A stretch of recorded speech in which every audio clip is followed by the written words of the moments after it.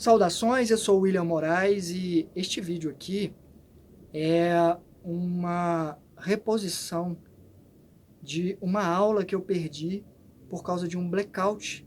Não deu para salvar quase no final da aula, das aulas que eu dou às segundas-feiras para quem contribui via Pix. Já expliquei isso aqui, caso você não saiba.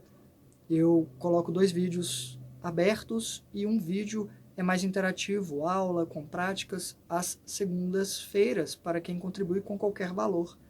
E quem contribui passa a ter acesso a todas as aulas já postadas. E lá eu abordei um tema bem delicado. Antes, para quem quiser saber, a chave Pix é portal wilmor@gmail.com. As informações também estão na descrição do vídeo. E o tema era liberdade. Claro que nós fomos construindo um caminho para chegar neste tema que está dentro de afetividade. E foi um tema delicado porque acho que muitas pessoas tinham um conceito de liberdade antes. E eu vou tentar aqui trazer até uma visão mais otimista ou acentuar a visão otimista que eu sempre tento manter. E digo isso porque logo de início eu pedi para algumas pessoas dizerem a definição de liberdade. E é muito comum ficar dentro do escolhas, e não seria muito difícil imaginar que a maioria da população do mundo diria que liberdade é fazer o que você quer fazer. Poder fazer o que se quer fazer. E a aula foi bem um tanto pautada numa citação de um filósofo, Kant, que foi muito bem apresentada a questão pelo professor Clóvis de Barros Filho. Acho que tem até um trecho desse pedaço específico aparecendo no Instagram, porque apareceu para mim depois que eu dei essa aula. Eu já tinha assistido a íntegra, a entrevista dele, na qual ele fala sobre isso, e toda a entrevista dele é uma aula, além das muitas aulas que eu já assisti dele.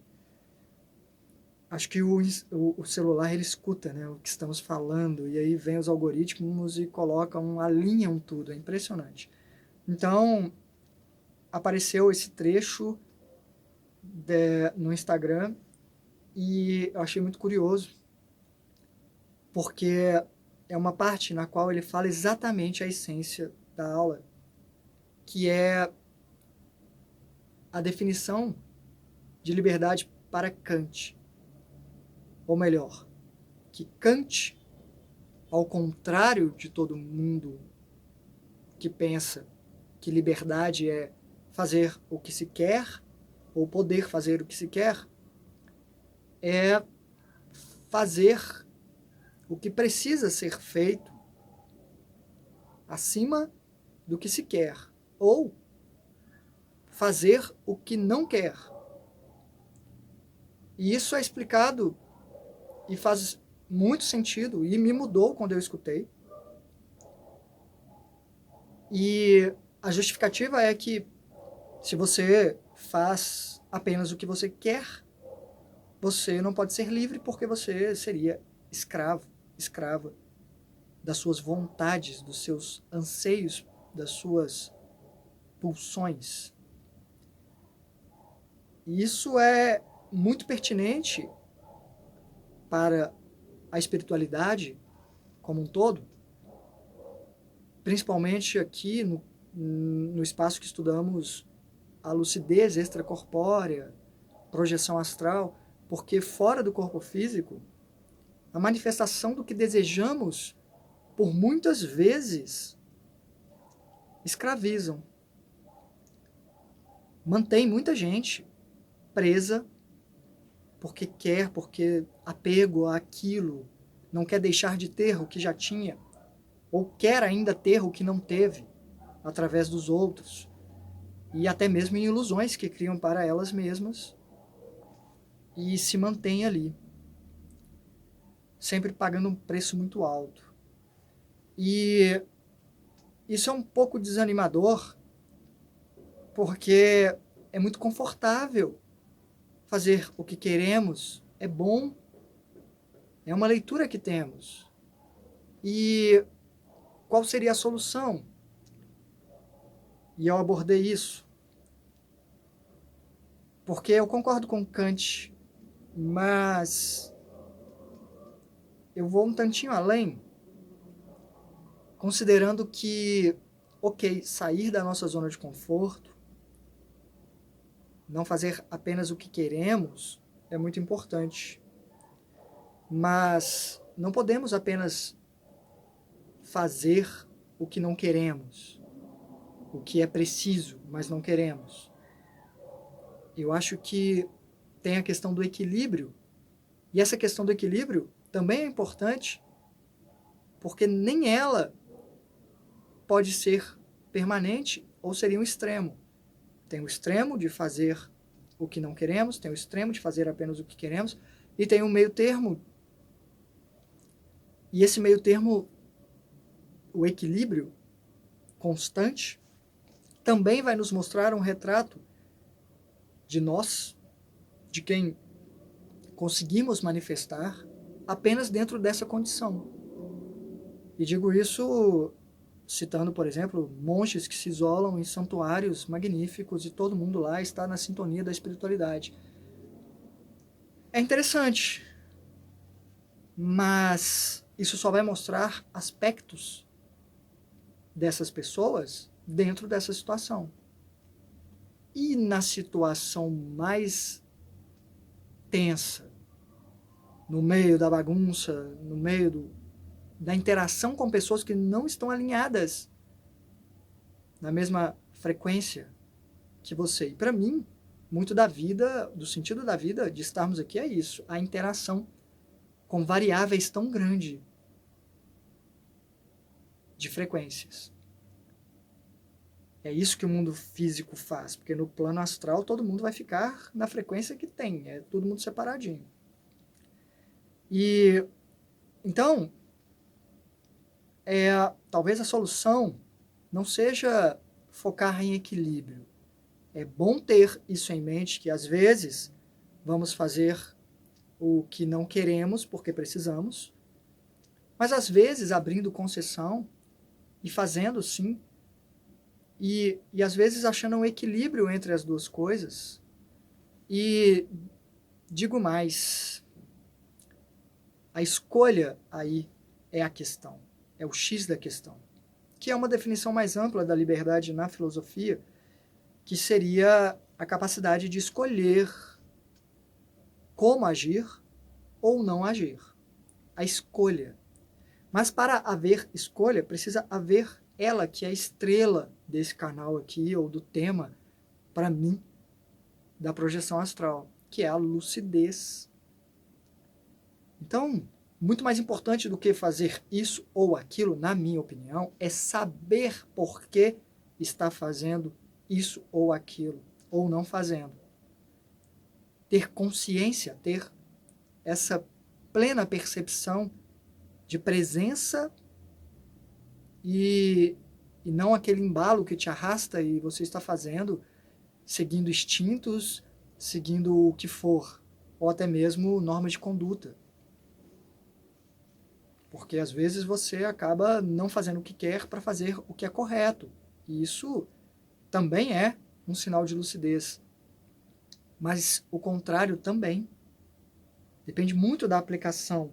Mas a lucidez é extremamente importante. Por que eu estou fazendo isso? E para quem? Pelo outro ou por mim? E sempre há um bom tanto de mim quando eu faço para o outro e para o outro quando eu faço para mim, mas o que está em primeiro plano? E até quando eu pretendo sustentar isso, ou até onde eu espero o efeito disso, para depois eu fazer outra escolha, talvez contrária? Qual é a alternância que eu consigo medir? E o tema liberdade é complexo porque, se formos analisar bem, nós podemos perceber que estamos presos dentro de condições estabelecidas ou aceitas que seja por nós, talvez estabelecidas pelos outros, mas aceitas por nós, ou uma mistura de também estabelecidas por nós. Nós criamos um personagem, uma personagem.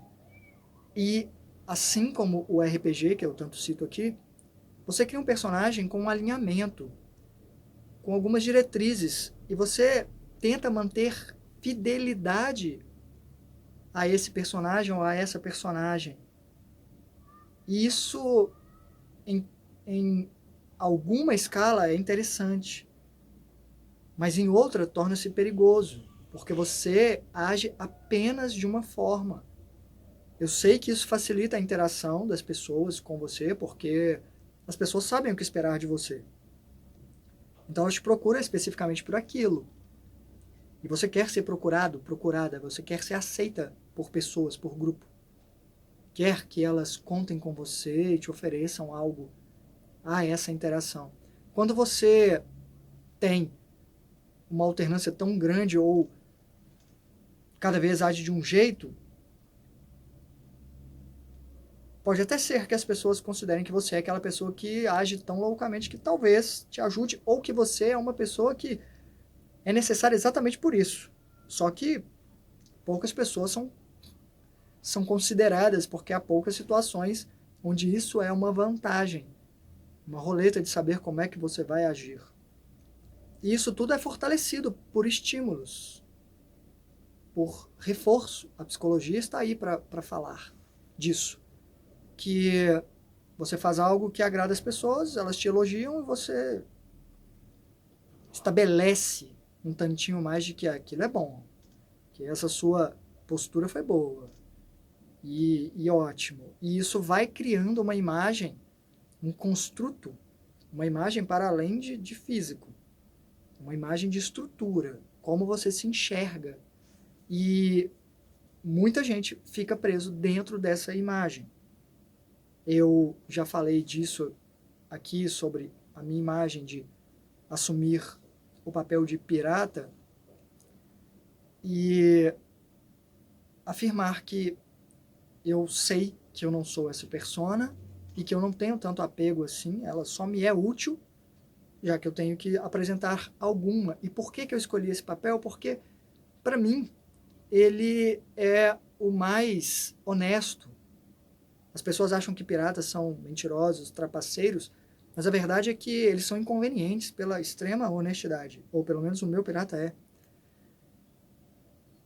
Inconveniente porque a única coisa que eu posso garantir é que eu não posso garantir nada.